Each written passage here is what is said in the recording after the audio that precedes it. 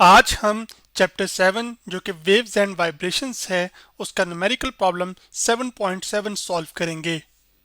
तो प्रॉब्लम जो हमारे सामने है वो ये है कि आपके पास उसके दो पार्ट्स हैं। सबसे पहला जो पार्ट है वो ये है कि आपके पास a sound system produces 200 watt of power if the sound is directed at a crowd with an area of 150 meter square, what is the intensity of the sound?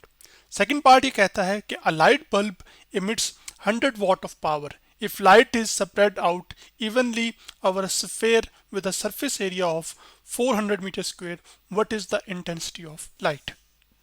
यानी कि जो प्रॉब्लम हमारे सामने है वो ये है कि आपके पास एक साउंड सिस्टम है जैसे कि ये, और वो साउंड सिस्टम प्रोड्यूस करता है पावर कितनी, 200 वॉट की। अब ये जो साउंड है ये क्राउड पर की तरफ जाता है और वो आपके पास 150 मीटर स्क्वायर का एरिया है। अब आपने ये बताना है कि उस साउंड की इंटेंसिटी क्या होगी। तो इंटेंसिटी हम किसे कहते होते हैं, कितनी पावर ट्रांसमिट हुई है किसी एरिया पर। जबकि दूसरे प्रॉब्लम में वो ये कहता है कि आपके पास एक लाइट बल्ब है जिसकी पावर 100 वाट है और वो लाइट यानी कि जो उसकी रोशनी है वो हर जगह पर एक तरह की फैली हुई है और उसमें जो सरफेस एरिया है सफ़ेयर का वो 400 मीटर स्क्वायर है। तो आपने बताना है कि लाइट की इंटेंसिटी क्या है। तो सबसे पहले हम अपने जो प्रॉब्लम का पहला पार्ट है उसके लिए गिवन डेटा लिख लेते हैं। तो जो पावर हमें दी गई है वो मैं लिख लेता हूँ कि पावर हम यहाँ पे लिख रहे हैं, उस पावर को हम रिप्रेजेंट करेंगे सिंबल P के साथ, जैसे कि यहाँ पर मैं कर रहा हूँ। तो पावर हमारे पास जो P है आपके पास वो इक्वल है आपके पास यहाँ पर 200 वाट के, जो कि मैंने लिख दिया है 200 वाट। उसके बाद आपके पास जो अगली बात यहाँ पर बताई गई है हमें वो ये है कि आपके पास जो एरिया है जिस पर वो साउंड जा रहा है या जहाँ तक वो पहुँच रहा है उसका एरिया 150 मीटर स्क्वायर है। तो मैं लिख लेता हूँ यहाँ पर एरिया, और एरिया को हम रिप्रेजेंट करेंगे सिंबल ए के साथ, और वो आपके पास इक्वल आ जाएगा यहाँ पर कितना है, वो आपके पास 150 मीटर स्क्वायर, जो कि मैंने यहाँ पर लिख दिया। अब आपको इस क्वेश्चन में जो मालूम करनी है चीज़ वो क्या मालूम करनी है, इंटेंसिटी ऑफ साउंड। तो यहाँ पर मैं आपके सामने इंटेंसिटी लिख लेता हूँ। इंटेंसिटी को हम रिप्रेजेंट करते हैं सिंबल कैपिटल आई के साथ, जो कि मैं यहाँ पे लिख रहा हूँ, और वो आपके पास हमने क्या करनी है, मालूम करनी है। तो जो चीज़ हमने फाइंड करनी होती है उसके लिए हम क्वेश्चन मार्क रख देंगे यहाँ पर। अब जो प्रॉब्लम का सेकेंड पार्ट है उसका भी जो गिवन डाटा हमें दिया गया मैं वो लिख लेता हूँ, लेकिन उसको पहले प्रॉब्लम से फ़र्क करने के लिए मैं मुख्तलिफ रंग से लिखूंगा। तो जो पावर है यहाँ पर भी वो कितनी दी गई है बल्ब की, वो हमें आपके पास कितनी दी गई है, 100 वाट। पावर क्या होती है कि रेट ऑफ डूइंग वर्क, यानी कि कोई काम कितनी तेज़ी के साथ हुआ या work done per unit time को हम क्या कहते हैं, पावर। तो आपके पास यहाँ पे जो पावर है इसको अब हम रिप्रेजेंट करेंगे सिंबल P1 के लिए, P1 के साथ बल्ब के लिए, और वो कितनी दी गई है 100 वाट। तो मैं यहाँ पे लिख लूँगा 100 और साथ ये 100 लिख दिया, और साथ आगे हमारे पास आ जाएगा यहाँ पर वाट। अगली जो चीज़ है हमारे पास वो ये है कि आपके पास वो जो रोशनी है वो एक सफ़ेर, जैसे कि आपके पास एक क्रिकेट की बॉल है, ये एक सफ़ेर है जो कि अंदर से खाली है। तो जैसे बॉल हर तरह से एक जैसे दिखने में नज़र आती है, देखने में नज़र आती है, वैसे ही जो रोशनी है हर तरफ आपके पास एक सफ़ेर की शक्ल में या सफ़ेर पर एक जैसी फैली हुई है, जिसका एरिया कितना है 400 मीटर स्क्वायर।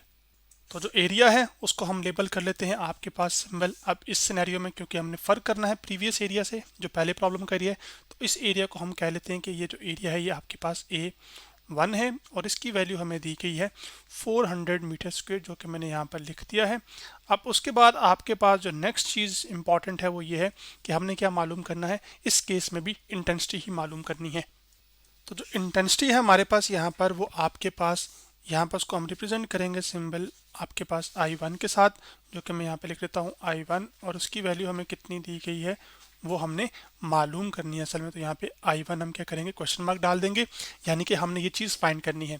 अब जो इंटेंसिटी होती है हमारे पास, वो इंटेंसिटी हमारे पास इक्वल टू होती है पावर पर यूनिट एरिया, या कितनी पावर ट्रांसमिट हुई किसी एरिया को। तो मैं लिखता हूँ पावर अवर एरिया आ जाएगा, और हम अभी इसको सिंबॉलिक फॉर्म में लिख लेते हैं, यानी कि सिंबल्स की फॉर्म में लिख लेते हैं।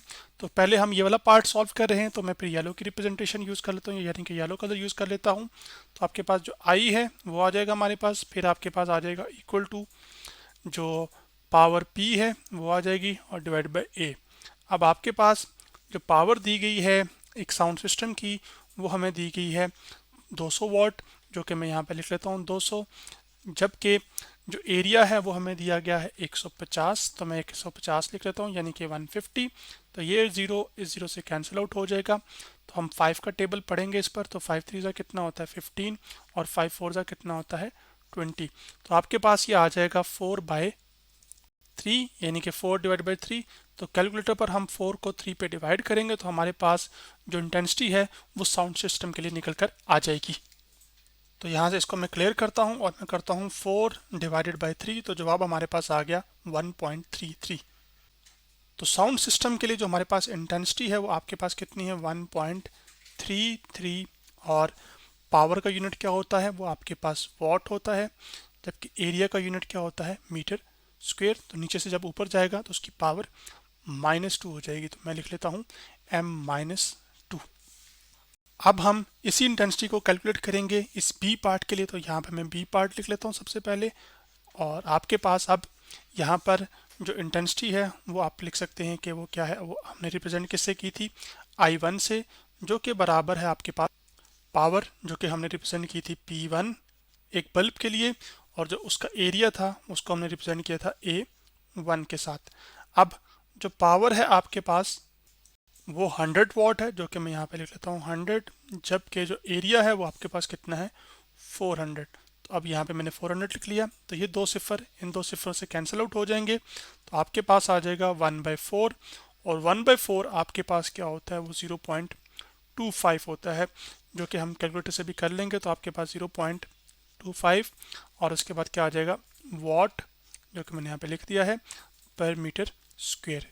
अब इसी चीज़ को कैलकुलेटर से वेरीफाई भी करवा देता हूँ। तो 1 डिवाइडेड बाय मैं लिखूंगा 4, तो जवाब आ जाएगा 0.25, जो कि आप यहाँ पर देख सकते हैं। तो आज हमने एक प्रॉब्लम सॉल्व किया जो कि चैप्टर 7 का था, वेव्स एंड वाइब्रेशंस, और उसका न्यूमेरिकल प्रॉब्लम 7.7 सॉल्व किया।